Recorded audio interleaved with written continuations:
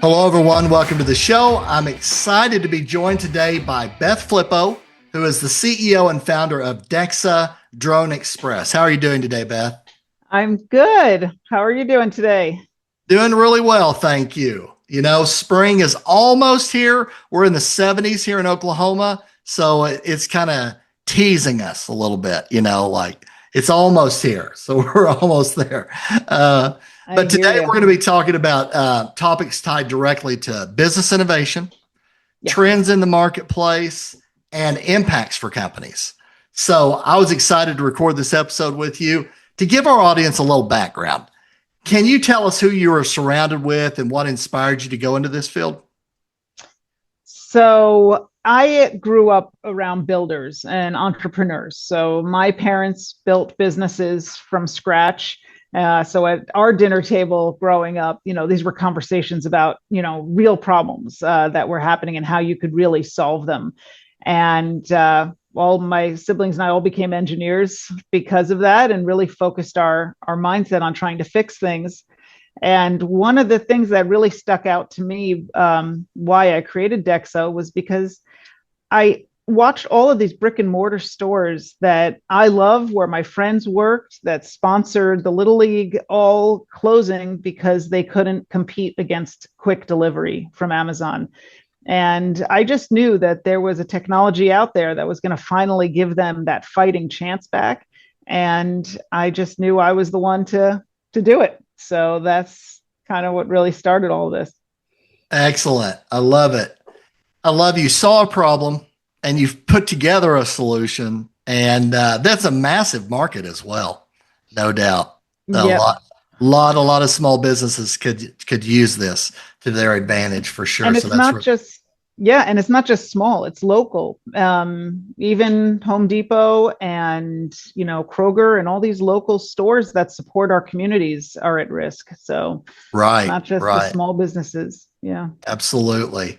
That's a good point.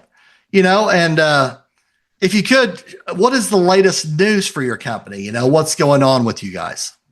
Well, our biggest news was last year we got our Part 135 air carrier license. So we are officially an airline. It took us 5 years to get it. Oh, And wow. it's a very big deal. And I'm actually the first female CEO of an unmanned airline, which is something I just found out. But we also manufacture our own aircraft here in Dayton, Ohio. It's fully American made, and that also got certified by the FAA as airworthy, and was put on the S1 list for the Secretary of Transportation.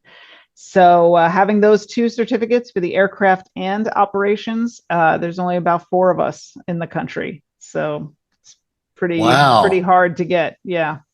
Absolutely. No doubt. I have a couple of family members that worked with the FAA, right? Training Yeah. pilots and doing project management and so forth. Um, that's a big deal. That's a big Yes. deal. No doubt. Yeah. That is a very big deal. Very hard. Oh, well, congratulations on that. That's excellent. Thank you. Um, so what are some of the, key trends that you see in supply chain in recent years? The biggest one, I think, is decentralization, moving towards the smaller micro fulfillment centers. And that's where the brick and mortar stores are really going to shine, because that's where the speed comes from. They want to be as close to the customer as they can. And the reason why we worked with Kroger is because within 3 miles of every Kroger, you reach 100 million people. So a third of the US population lives right around a Kroger facility, which is just tremendous. Right. But so that's speed. That's what you need to be right where the action is. But the second thing is probably electrification and autonomy. Labor shortages are really pushing, margins. It's really getting very difficult to find people to do these roles, even if you could afford them. So autonomous systems are really becoming a necessity. They're not just something that's like a nice to have anymore. And also DoorDash taught us, that a lot of the people that are delivering the food are doing things with this food before it gets to the customer's house. A third of them admit to eating customers' food while they do the delivery. So a lot of these stores that used to just take delivery for granted, that it was like UPS, are realizing that their brand is very important and that they shouldn't just leave it to anybody to take it the last mile. And autonomy solves that problem for them, so that however it leaves their hands is how it arrives. So those are some of the things that you're really seeing, that we're seeing, that we can solve. Absolutely. Yeah. And I've lived in this world for a long time, 30 years in supply chain. Mhm. And I see the trend of people wanting things more readily, quicker, faster. They call it the Amazon effect, I guess, right? Yeah. But people want it and need it, right? They need certain things quicker than, your standard 2 or 3 or 4 days. Sometimes they need it a lot faster than that in a lot of cases. Right. And for us, in under 15 minutes, from order placement to arriving at your door, is something that's unheard of. Yeah. And now you'll be able to get the quality that you want from the local stores. You won't have to sacrifice the quality and take whatever Amazon Basics product they're pushing on you. You can actually get the really good quality products from a Williams Sonoma, and not have to, buy the stuff is going to end up in a landfill. And that's really where you're going to see it's not just about the speed, it's about the quality. So that's where it's going to shine. Right. Absolutely. Yeah. So, what would you say are 2 or 3 of the key challenges kind of facing companies right now? Cost is everything. The fuel costs, the labor costs, these third party fees that are now being introduced for these delivery fees are just squeezing a lot of the restaurants and stores that need to offer delivery. They can't not offer delivery, and this is really, they're getting taken from everywhere. A lot of regulatory uncertainty in aviation is something that really slowed our industry for a while, and is now finally coming out, which is great. So we can actually start to do all of this. And, we're just hoping that this will be able to change the economics a lot that they've been facing, and be able to continue to have not just people come into the stores and buy things, but be able to meet that delivery demand, which is not going away.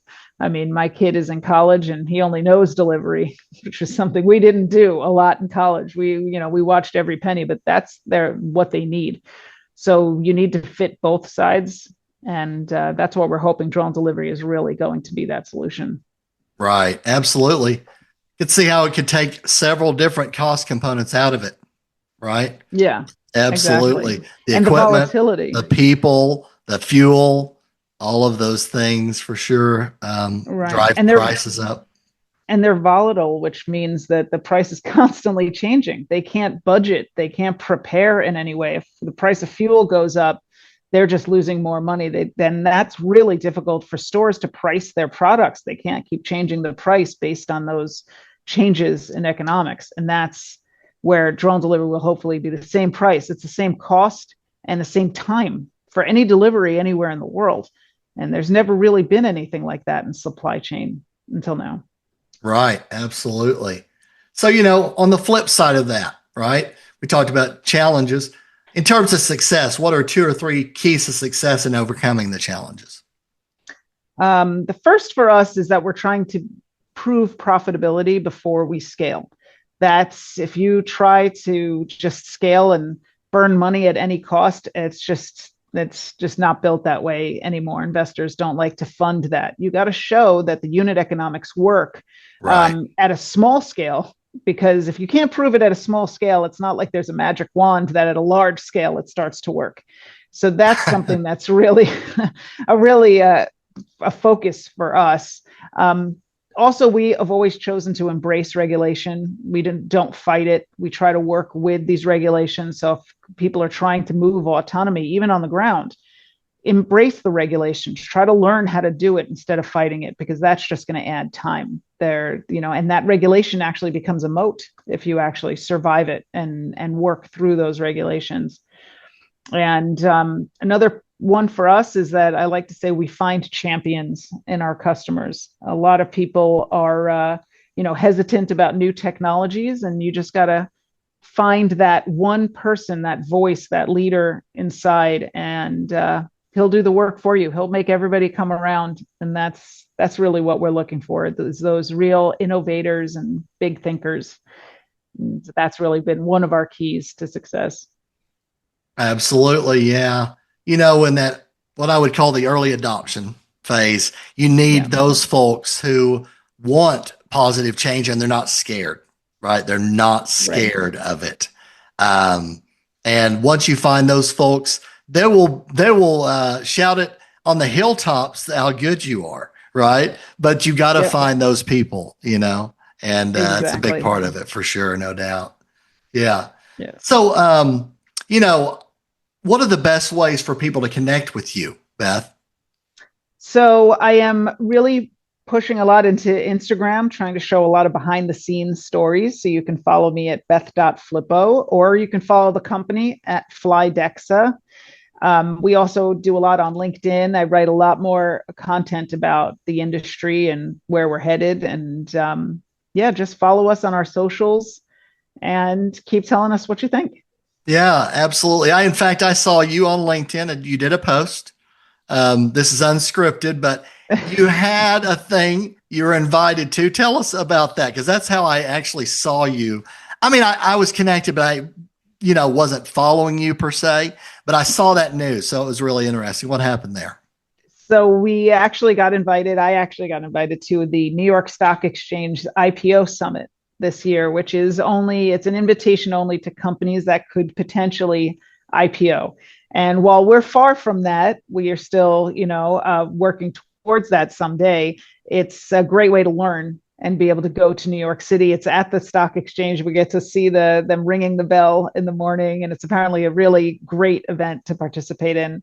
So I'm going there with my chief financial officer, and we're there to listen and see if that's in the future for DEXA. That is so cool. Yeah. Yeah, it's very cool. I don't take any of this for granted at all. Oh, yeah. That's big. That is big. Yeah. Yeah. I saw that. I looked at it. I was like, oh, that is very interesting. Yeah. Yeah. Not very many people get invited into a summit like that, absolutely. Yeah. So that's really, really neat. So congratulations on that as Thank well. you. Yeah. And then this last question on my podcast, I ask all of my guests. It's kind of more philosophical, right? What would you say as a final word of advice out there for our friends listening or watching today? Um, the biggest piece of advice is probably surround yourself with people who challenge you, not just agree with you. And that's something that I've learned the hard way being a CEO now for 5 years, is a lot of people want to come in and, just say yes to everything. And if you have a whole bunch of people agreeing in a room, something's wrong. And you need to surround yourself with those people that will challenge you, will tell you, well, did you think about this? And what about this? And not naysayers necessarily, but people that push it to the next level and get you to be the best version of yourself. So that has really, really been the changer for me, is to listen and be around those big thinkers. Absolutely. Great words of advice. Yeah, we have advisors that I utilize, in fact, one of them was an advisor to our company and then joined our team actually. Oh, really? But he's always challenging me. What have you thought about doing this? Why don't you do this? So forth. It's like, yeah, you know what? I need to have you in our team actually. So I totally agree with that, and we're living it actually. So great advice. Thanks again for coming on with me, Beth. I really appreciate Oh, it. of course. Thank you for inviting me. This is great. Absolutely. Yeah, I'll be following your company for sure. No doubt about it. That's going to do it for this episode. Thanks for listening or watching, everybody. And we will see you again on the next one. Take care.